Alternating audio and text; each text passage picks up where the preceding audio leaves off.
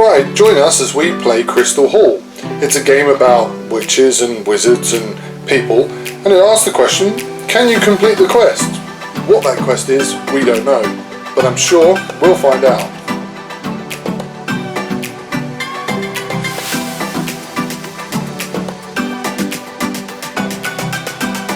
Right, so we've opened her up and now we'll just see what's inside. We've got a box, it's a quite heavyweight box, quite solid, and it's got some side art as well, which reminds me of The Worst Witch, if you've ever read those books from the 80s. There's the rule book, which looks rather fun and has some interesting quick start guide info there, which I'll get patched to read.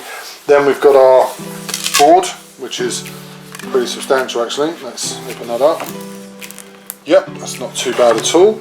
And then inside we've got our counters, which we need to pull out, cards, tokens, or they look like gems actually, single dice, quite big, and then some nice wizards and witches.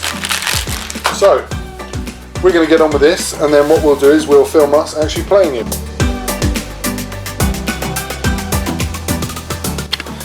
Alright, okay.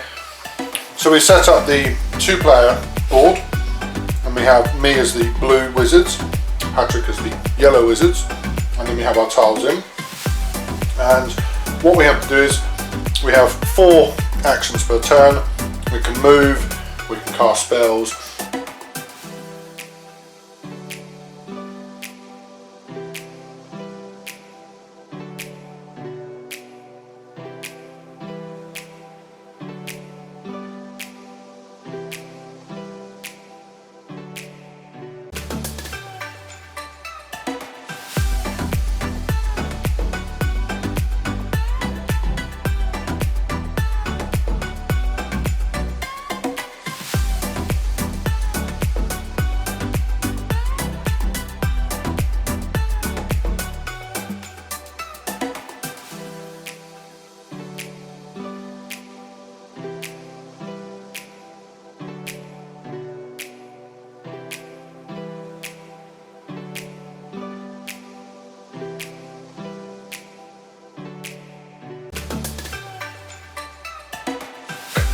So, Crystal Hall, thoughts?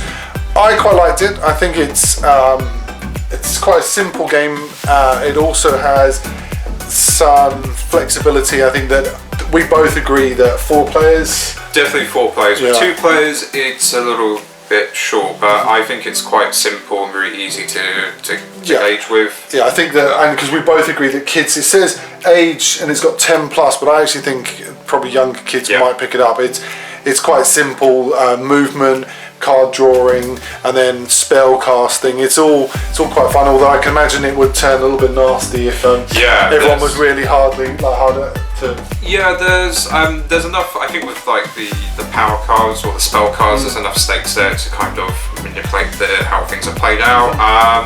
I think that the board could be a bit bigger. There could be more tiles or something. That's interesting, because we were saying about an expansion, the kind of idea that maybe you could expand it a little bit.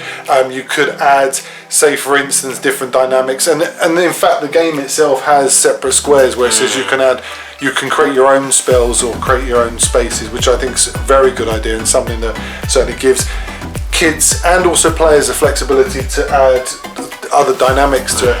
My only concern is I think as design wise it's quite box standard, the design, but I think that's probably intentional because they don't want it to become like Harry Potter. Yeah.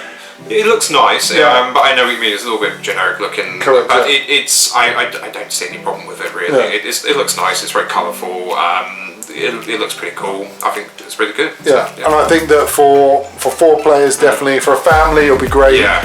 For us 2 seasoned players, probably it was over a bit quick because we knew what goals we were looking for and we just did it. So anyway, I would recommend it. Patrick would probably recommend it as well. Yeah, definitely. So if you're interested, go out there and pick up Crystal Hall from Gibson. Thank you very much. This has been Game Club, and that was Crystal Hall.